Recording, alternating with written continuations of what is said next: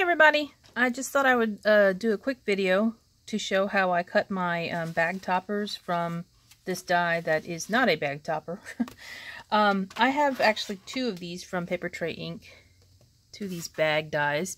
Now these are actually decorating bags. If you have a paper bag, you can use either design, but you would cut two of these and you would sandwich the paper bag in between both pieces of paper, and then you just glue them down to your paper bag. So it gives you like a nice decorative piece to your bag. Or if you have a bag that's wide enough, you could always just cut this across the top, right?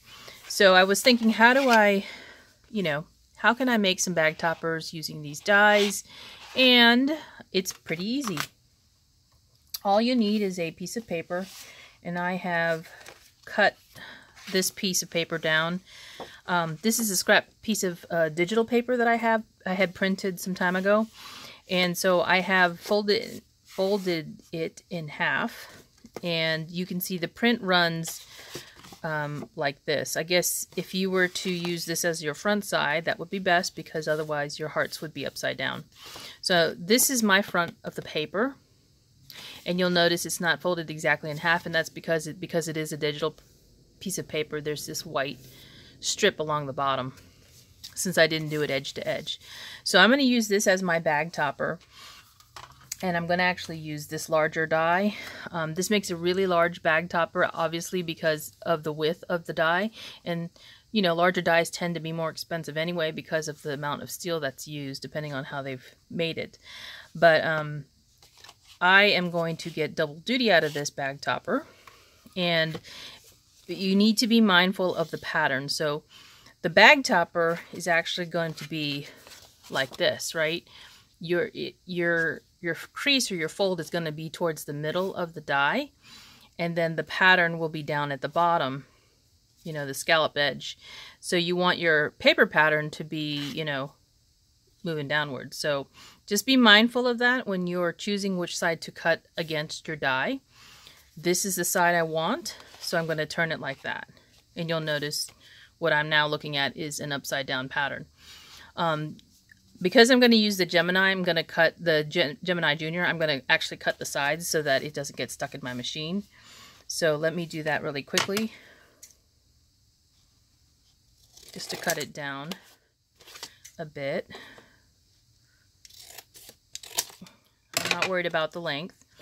The other thing I want to do is, if you look at probably easier to look at it this way, or maybe not, the depth of your die from the top to the bottom, for your bag topper. So make sure it's in a position where you would like it to be, because this, you can kind of see the paper edge right there. So it would be, your bag topper would be something like this deep. So just make sure it's in the right place and you have it, kind of straight on your pattern.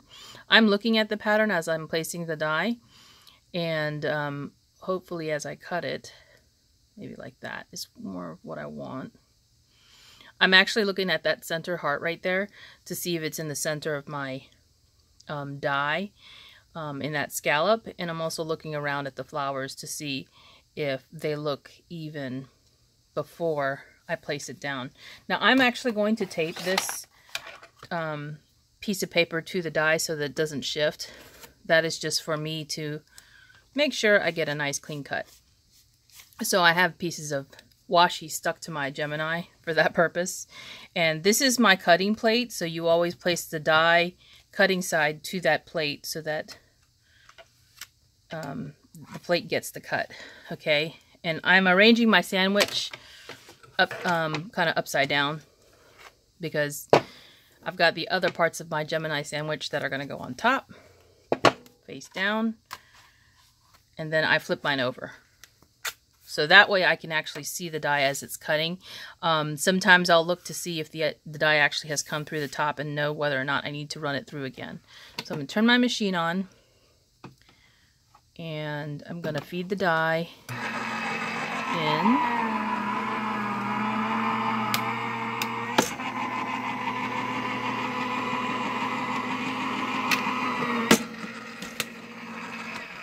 Okay, so typically my Gemini will be able to cut in one pass because it is such a tight fit.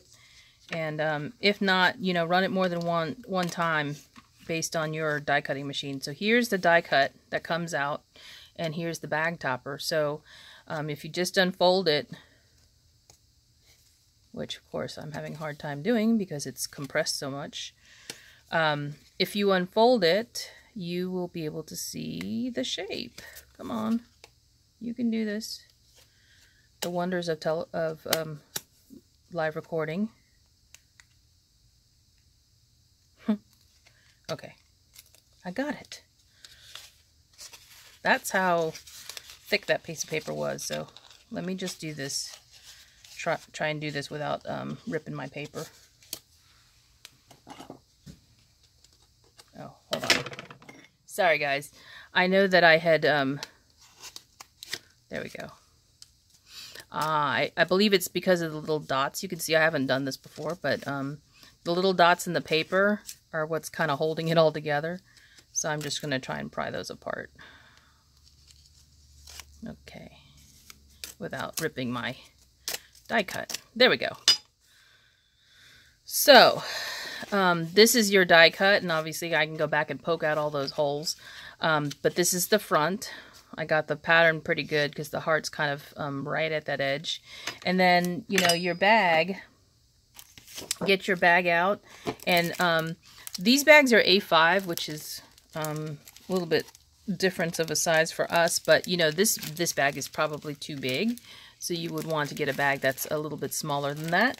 A lot of times for that one, I will, you know, fold it in half. This one in particular doesn't have a topper on it, but let's see. Let me show you this one. This one I folded in half the other direction, so I put the goodies in and then just folded it down, and you get, you know, a smaller size bag where you can actually put in the edges. Now, to secure this, what I usually do is I'll take my Tim Holtz stapler and I'll open it up and staple the plastic to the back part of my bag topper, and then I'll run some of this adhesive, which has paper on it, this adhesive along the inside of the bag topper, and then just stick it down. So you don't have the staple showing on the front of your bag topper, only on the back side of the design. And then, you know, of course, this one has this tag that I put on here that I had made some time ago. And that's pretty much it. And if you are wondering, I think I said this earlier, but this paper is a digital paper from Knitwits in the UK. So I just purchased it from them and then printed it on my wide format printer.